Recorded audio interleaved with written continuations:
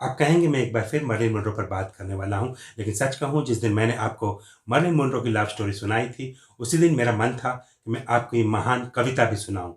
लेकिन उस love story का मूड अलग था और इस कविता का मूड अलग है। इसीलिए मैं नहीं चाहता था कि मैं दोनों को मिक्स करूँ। इसीलिए मर्लिन मोनरो के लिए इस मार्मिक कविता को मैंने उस दिन नहीं सुनाया, किसी और दिन अलग से सुनाने के लिए बचा के रख लिया था। आज मैं वही कविता सुनाऊंगा, लेकिन उससे पहले मैं आपके साथ उस आवाज को शेयर करना चाहता हूं जो मेरे दिल से निकल रही है, और वो आवाज कह रही है, शुक्रिया, शुक्रिया। शुक्रिया उन सभी दोस्तों का जिन्होंने मेरा पिछला वीडियो देखने के बाद मुझे कॉफी पिलाई। मैं उन सभी दोस्तों को यहाँ धन्यवाद कहना चाहता हूँ। अमरनाथ झा, विनीता सुयाल, निरंजन कुमार, वसीम कुरैशी, कॉम्प्लाइन गर्ल, मैं जानता हूं कि आप कौन हैं, अभिनव कुमार उपाध्याय, देखिए इनका मैसेज भी सुंदर है, मुन्ना कुमार सिंह जिन्होंने एक साथ 10 कॉफी पिलाई और इतना सुंदर मैसेज भेजा, और अंत में ये संबल नाम के सज्जन जिन्होंने अपना नाम नहीं लिखा लेकिन जिनका ईमेल आईडी मेरे पास है, जिन्होंने एक साथ 3 कॉफी पिलाई। और देखिए उनका मैसेज भी कितना सुंदर है, सीधे मेरे दिल को छू गया। आप सभी को धन्यवाद इन कॉफी के लिए, इन सारी प्यारी प्यारी बातों के लिए। मेरे दोस्तों, आप भी चाहें तो मुझे कॉफी पिला सकते हैं। अगर मेरे वीडियोस आपको पसंद आते हैं, मेरी बातें आपको अच्छी लगती हैं, buymeacoffee.com पर जाइए, जिसका लिंक इस वीडियो के डिस्क्रिप्शन में है। उसे क्लिक कीजिए, मेरे लिए कॉफी ऑर्डर कीजिए, प्यार भरी 2 लाइनें लिखिए और डन।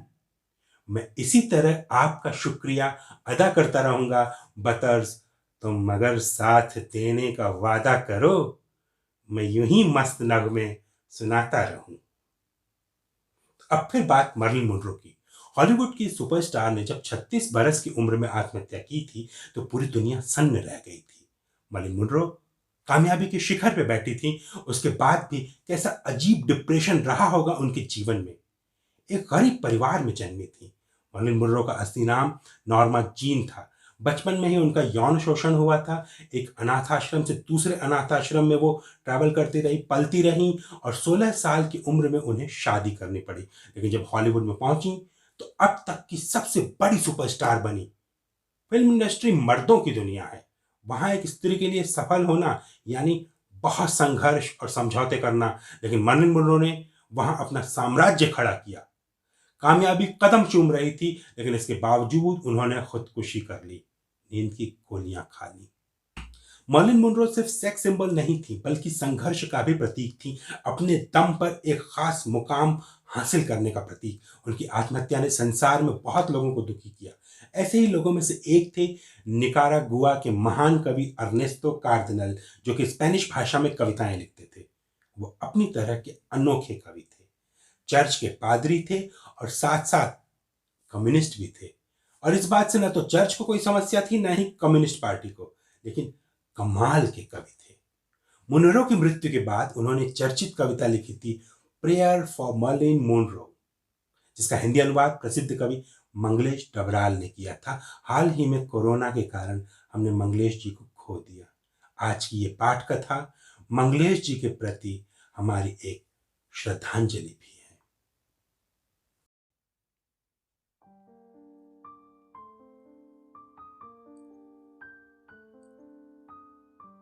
प्रभु, स्वीकार करो इस लड़की को जिसे सारी दुनिया में मर्लिन मुनरो के नाम से जाना जाता है। हालांकि उसका नाम ये नहीं था, लेकिन प्रभु, तुम तो जानते हो उसका असली नाम। उस अनाथ का जो 9 साल की उम्र में बलात्कार का शिकार हुई, दुकान में नौकरी करने वाली वो लड़की जिसने 16 की होने पे खुदकुशी की कोशिश की थी, और जो अब जा रही है तुम्हारे हुजूर में बगैर मेकअप के, बगैर अपने प्रेस एजेंट के, बगैर अपनी तस्वीरों के, बगैर कोई ऑटोग्राफ दिए हुए, एकाकी, जैसे कोई अंतरिक्ष यात्री अनंत के अंधकार में जाता है।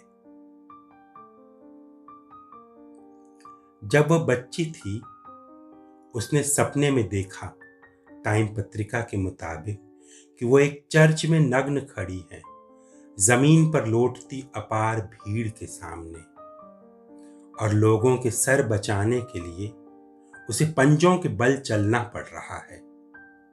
प्रभु, तुम हमारे सपनों को मनोचिकित्सकों से भी ज्यादा अच्छी तरह जानते हो। चर्च, घर या गुफा सब कोख की सुरक्षा के प्रतीक हैं, बल्कि इससे भी अधिक कुछ हैं। ये तो साफ है कि ये प्रशंसकों के सिर हैं। पर्दे पे पड़ती रोशनी की शहतीर के नीचे अंधेरे में सर, मार तमाम सर। लेकिन ये मंदिर 20th सेंचुरी फॉक्स का स्टूडियो नहीं है। सोने और संगमरमर का यह मंदिर उसकी देह का मंदिर है, जहां आदम का बेटा हाथ में कोड़ा लिए खड़ा है, 20th सेंचुरी फॉक्स के बनियों को खदेड़ता हुआ, जिन्होंने प्रभु तुम्हारे प्रार्थना घर को चोरों के अड्डे में बदल दिया है। प्रभु, इस संसार में जो कि रेडियो एक्टिविटी और पाप से अपवित्र है, तुम निश्चय ही दुकान पे बैठने वाली उस लड़की को दोष नहीं दोगे, जिसने ऐसी किसी भी लड़की की तरह स्टार बनने का स्वप्न देखा था और उसका स्वप्न हकीकत बन गया। एक टेक्निकलर हकीकत। उसने यही किया कि हमने अपनी जिंदगियों की जो पटकथा उसे दी, उसी के मुताबिक काम करती रही, लेकिन उसमें कोई अर्थ नहीं था। प्रभु, उसे और हम सबको क्षमा करो, अपनी इस 20th सेंचुरी के लिए और उस विशाल सुपर प्रोडक्शन के लिए जिसके निर्माण में हम सब शरीक रहे। वो प्यार चाहती थी और हमने उसे नींद की गोलियां दी। उसे हमारे संत न होने का गम था और उसके लिए मनोविश्लेषण के नुस्खे सुझाए गए। याद करो प्रभु, कैसे वो कैमरे से डरने लगी थी, कैसे मेकअप से उसकी घृणा बढ़ती गई, और तब भी हर दृश्य में ताजा मेकअप कराने की उसकी जिद बनी रही। कैसे बढ़ती रही उसकी यातना, और कैसे वह स्टूडियो पहुंचने में लापरवाह होती गई। दुकान पे नौकरी करती किसी भी लड़की की तरह उसने स्टार बनने का स्वप्न देखा था, और उसका जीवन उतना ही अवास्तविक था जितना एक स्वप्न जिसकी जांच मनोविश्लेषक करता है और अपनी रिपोर्ट बनाता है। उसके प्रेम आंखें मूंद कर दिए गए चुंबन थे, जो आंखें खुलने पर दिखता है कि वे तेज स्पॉटलाइटों के नीचे दिए गए थे। स्पॉटलाइटें बुझा दी गई हैं और कमरे की दोनों दीवारें, वो एक सेट था, उखाड़ दी गई हैं, और सीन ठीक ठाक शूट करने के बाद निर्देशक हाथ में नोटबुक लिए जा रहा है।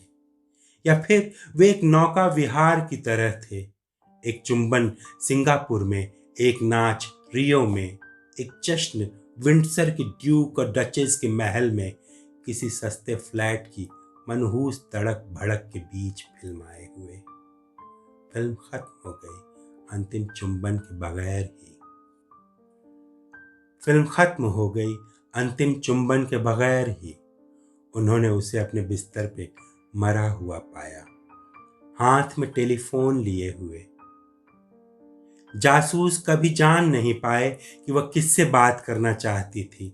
लगता था जैसे किसी ने एकमात्र दोस्त आवाज को फोन लगाया हो और उधर से सुनाई दी हो पहले से टेप की हुई एक आवाज, गलत नंबर। या जैसे डाकुओं के हमले में घायल कोई व्यक्ति एक कटे हुए फोन की तरफ लपका हो। प्रभु, वह जो भी रहा हो, जिसे वह फोन पर बुलाने जा रही थी पर नहीं बुला सकी, और शायद वह कोई था भी नहीं, या कोई था जिसका नाम लॉस एंजलिस की टेलीफोन निर्देशिका में दर्ज नहीं है। हे प्रभु परमेश्वर, तुम उसका फोन उठा लो। हे प्रभु परमेश्वर, तुम उसके फोन का जवाब दे दो।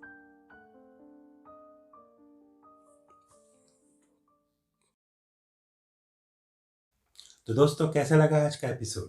पाठ कथा में मैं संसार की विशिष्ट रचनाओं का पाठ करता हूं और ये सीरीज हर सोमवार को आती है। मेरी कोशिश होती है कि मेरे वीडियोस सोमवार, बुधवार और शनिवार इन 3 दिनों में आ सकें। Life lessons, literature, cinema, philosophy, history पे मेरे वीडियोस लगातार आते रहेंगे। लेकिन अगला वीडियो आएगा लव स्टोरी। उसी में होगा अनबॉक्सिंग लव, यानी अनावरण उन चीज़ों का जो तोहफों के रूप में आप मुझे भेजते हैं। जी हाँ, बेहद एक्साइटिंग है, इंतज़ार कीजिएगा। और तब तक अगर मन करे तो कॉफ़ी शॉप, लिंक नीचे डिस्क्रिप्शन में है। फिर मिलते हैं, तब तक के लिए नमस्कार।